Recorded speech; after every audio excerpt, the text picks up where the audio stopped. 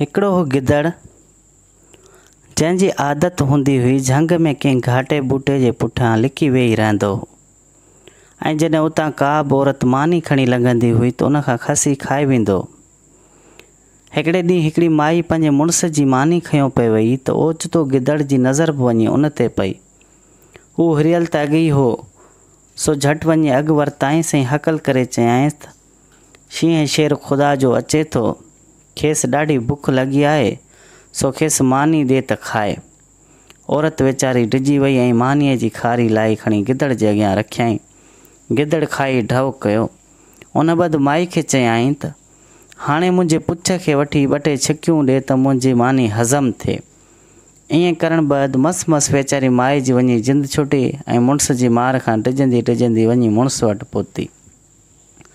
मुड़ुसि खे अॻु में ई हरनि जे तकलीफ़ ऐं बुख छितो करे छॾियो हो, सो ज़ाल जी ॻाल्हि ॿुधी वेतर चिड़ वठी वियसि ऐं हुन ते ॾाढो अची कावड़ियो।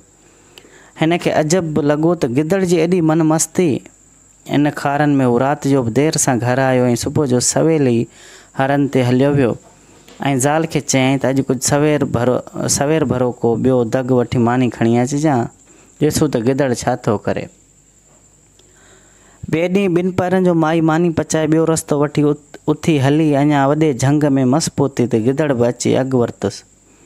चए, तो अॼु हीउ रस्तो कीअं वरितो आहे? बादशाह खे बुख मारण जे ख़्याल खां। ला हेठि मानी त करियां न पूरो।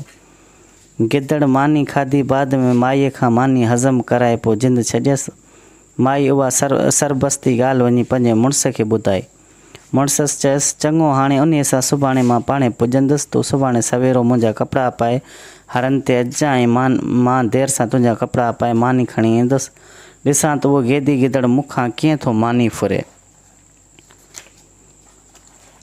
ॿिए ॾींहुं माई पिर फुटीअ जे वक़्तु ई पंहिंजे मुड़ुस जा कपिड़ा पाए हरनि ते आई ऐं मुड़ुसि ज़नाना कपिड़ा पाए मानी खणी हिकिड़ो चङो मुचारो डंडो पंहिंजे कपिड़नि अंदरां लिकाए उथी हलियो।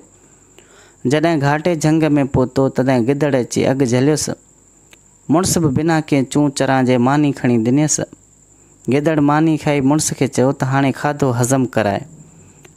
उन ते हारीअ पंहिंजो हिकु हथु संदसि पुछ में मज़बूत छले ॿिए हथ सां पंहिंजे कपिड़नि अंदरां लिकल डंडो कढे अची कुटणु वेठुसि।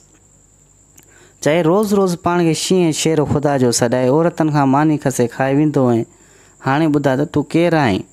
ईअं चई पुछ खां मज़बूत झले वरी अची डंडनि जो वसकारो करायांसि। गिदड़ घणो ई पाण छॾाइण जी कोशिशि कई पर अॻियां हू बि मज़बूत ऐं सगारो मुड़ुस हो, सो किथे थो छॾेसि। आख़िर गिदड़ डंडा खाए वञी अॻे जहान में पहुतो।